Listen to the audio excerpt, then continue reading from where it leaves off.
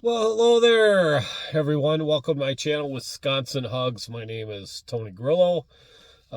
This is my dog DJ, and I call the channel Wisconsin Hugs because I live in Wisconsin, and I've been living here a long time. Probably more years I've lived. I'm originally from Minnesota, and then I lived around the country, and then I came back to Wisconsin, and I raised kids and all that stuff, and I've spent more of my life in Wisconsin than I have in Minnesota. But I have a lot of friends and family that still live in Minnesota.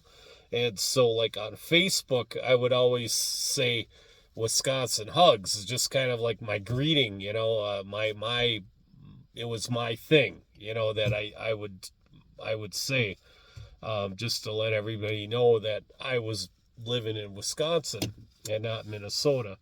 So, anyways, I was going to do a quick video on TD Jakes. I don't want to spend a whole lot of time on this, so I'm going to keep an eye on the clock. I want to keep it under 5 minutes. But yeah, he's got a lot of attention lately. And anytime any of these religious leaders like Jim Baker, with PTL, or some of these other ones. Kenneth Copeland, he's always in the news all the time. And I guess Kenneth Copeland is the number one richest, like television evangelist that's out there. I think he even beats out Joel Osteen, which that's saying a lot. But then you got TD Jakes. He's right up there. And this is a market. Well, I might as well say it. It's dominated by white, you know, pastors. I guess you got to call them pastors. That's what they call themselves. Preachers, maybe, televangelists. That's kind of the proper term for them. But TD Jakes is, he's like one of the premier black people that have broken that barrier and has made a name for himself in that television evangelist industry. It is interesting when you Google TD Jakes, okay? So, televangelists do interest me. I always like to hear what kind of message they're preaching. I'm always interested if it's biblical or if it's something else entirely. And I'm always interested in trying to figure out how they get people to send their money to them. What it is, what do they do, how do they do it, what is it that they say to do that, and you TD Jakes, is a fascinating person. I caught him on TV one time, and I found him funny to listen to.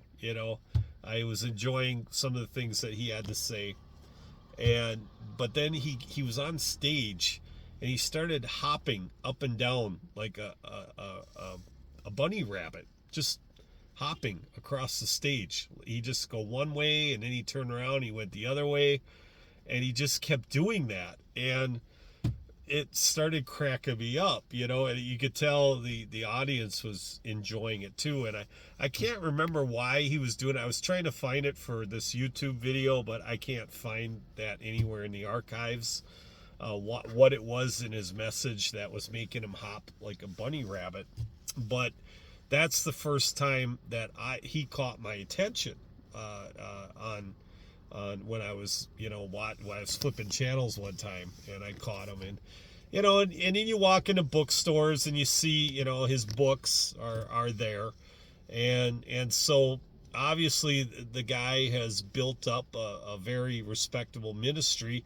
You Google him, and it is interesting when you Google him. He is listed as an entertainer first. That's number one.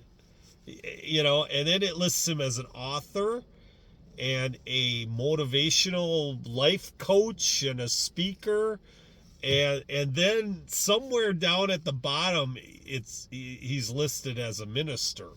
Okay, so I found that interesting. Not only that, but he's also his net worth is $20 million. And so if you're going to grade him on success, I mean, yeah, he's built a successful ministry. I mean, he's figured it out. And he's able to crack the market where, it's dominated by white guys. I'm just going to say right out, white guys. And he's one of the few black preachers that I can tell you by name, because I don't know too many of them, and he's one of them. He's one of them that I know by name. So, he somehow or another, he's been able to distinguish himself in that arena. So, hats off to him. I got a lot of respect for him. He's made a heck of a lot more money than I'll ever see in my lifetime, but,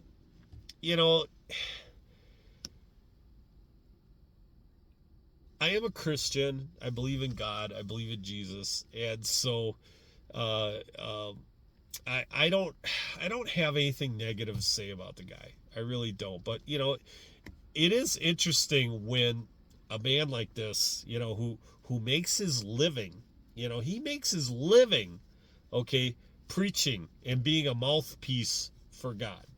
All right. That's how he makes his bread and butter. All right. That's how he's made his $20 million. Well, not all his $20 million, but I did catch on YouTube one of his sermons, and he has quite a church. If you've ever seen that church of his, I didn't realize it was so big and it was so beautiful.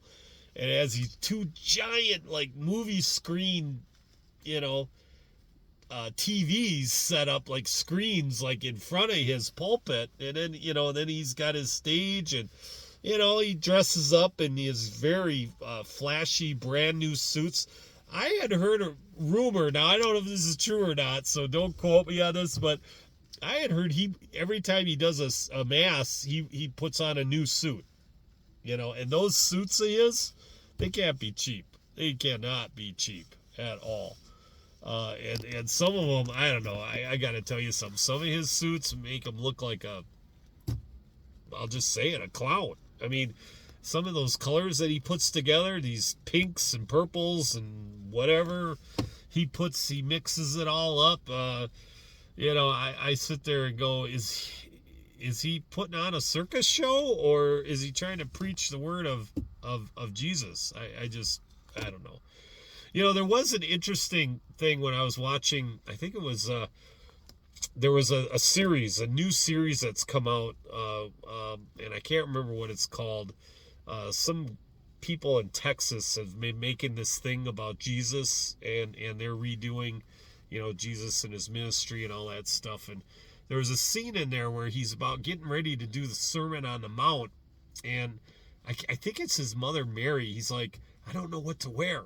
I don't know what to wear when I get out and do my speech, for the first time in front of the multitudes, that came to see him, because everybody was drawn to Jesus because of his personality, the way he loves people and cares about people and everything.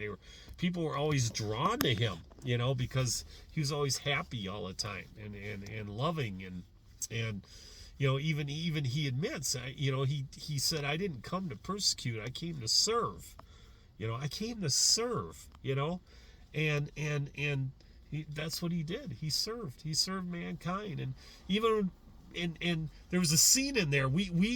There's nothing in the Bible that says what Jesus wore for clothes for the first time when he got out to speak in front of the multitudes, but there was an interesting scene in there where the writers took liberty with this, and I think it was his mother Mary picked out like a blue cloth to put, over his shoulder when he sat. It was either blue or purple. I can't remember which one. I'd have to go back and watch that. but it was a nice like light blue. I thought that's what it was, a nice light blue color that kind of like brought his eyes out. I think the Jesus in that one had blue eyes, and so that was kind of interesting, because even they and there's nothing biblical there to either. Like Jesus didn't, there's nothing written in the Bible where Jesus was worried about what he was going to wear when he went to speak in front of the masses, and even his speech was really interesting. The very first time he talked to people, he talked about the Beatitudes, how to be happy, blessed are those who are meek, for they shall inherit the world, the earth, and things like that. And these were messages people hadn't heard before, blessed are those who mourn, for they shall be comforted. Blessed are those who, clothe people. Blessed are those who offer food for people and open their houses to people. And blessed are those who visit those that are in prison. I mean, these were things that the Sadducees and the Pharisees were not teaching. The religious leaders of that time were not teaching people to do. And he was talking about service to your brother, service to your family, service to your fellow man. That's the secret to being happy, is serving people, and then when you feel that need, like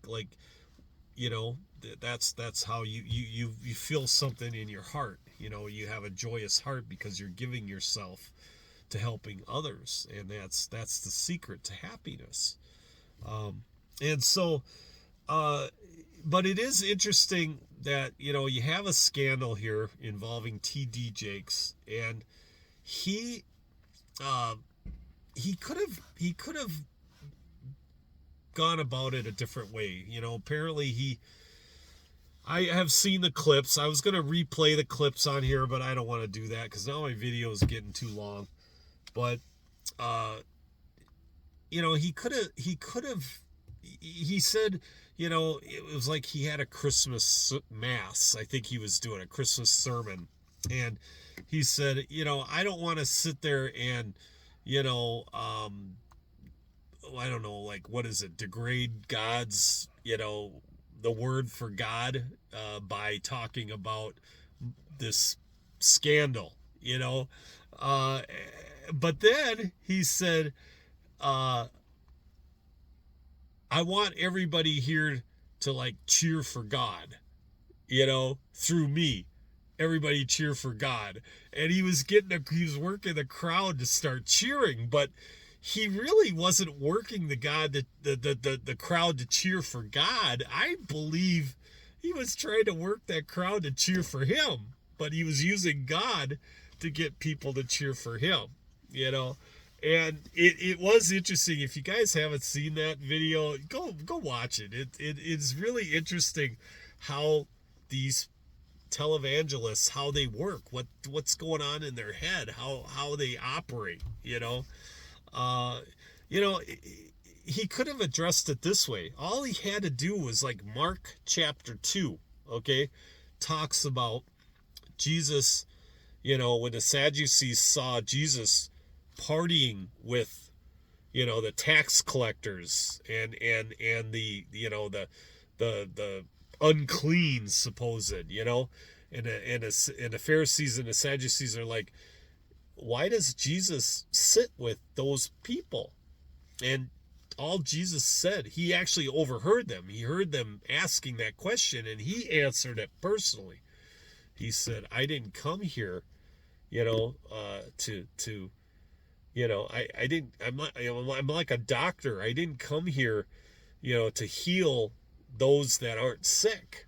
I came here to heal the sick, and he could have just said that. He could have said, he could have quoted exactly word for word what Jesus had said when he answered the question, because that was an accusation. That was an accusation about, why does Jesus sit with the sinners? Why does he hang out with sinners?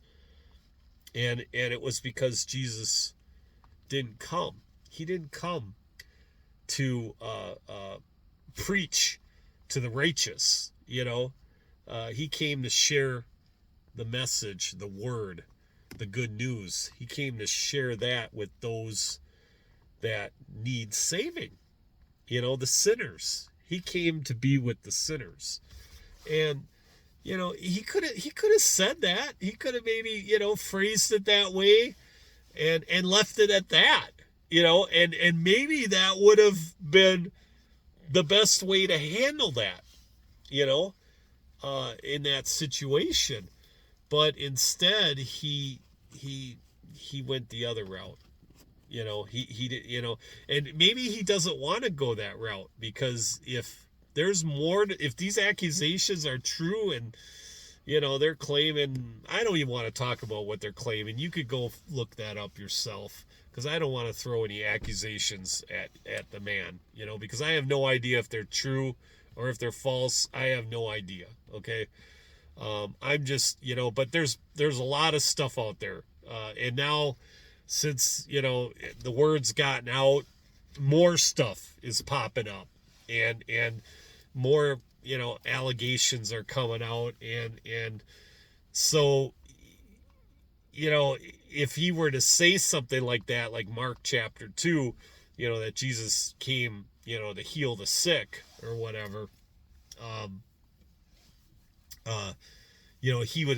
he would be calling the people that he was at that party with, he'd be calling them sinners, and that he was trying to show them the light. And, I don't think that's the way it is. I think he's an entertainer, and he's hanging out with fellow entertainers, and they're doing what entertainers do when they hang out at parties. And he probably doesn't even, maybe he doesn't even consider himself a man of God, when he's at those parties. I don't know. I really don't know, because I've never partied with the man. But Jesus partied with sinners, and he could have said, hey, Jesus was partying with sinners. Why is it any different for me? It is interesting. At least, TD Jakes didn't throw the black card. He did. Oh, you're trying to persecute me because I'm a different race. He didn't. At least he didn't use that card. I'm shocked he didn't do it. Because it seems like when people get attacked like that's the very first thing they throw at you. But he didn't do that. So sometimes people like him think they're above reproach. He's worth $20 million. Maybe he thinks, I shouldn't have to answer to the little guy. I'm above all this. My word is good enough. There's nothing to see here. Whatever. I don't know. But anyways, I've talked way too long, and I got to get home, and I got to go help get this party going. And so that's all I got to say about TD Jakes. If any of you have anything to say, feel free, to put your thoughts out there. I'd be curious to hear what you have to think of all that. What you think about the gentleman. Like I said, I have no bad feelings about him at all, because I really don't know anything about him. So, but I felt like this thing that's going on with him is very interesting. It's very fascinating, and more stuff's coming out. And so I thought it was interesting enough to bring it up on my channel. But everybody, have a great holiday. Happy New Year's. And many blessings on you and all your families, with Scots and Hugs.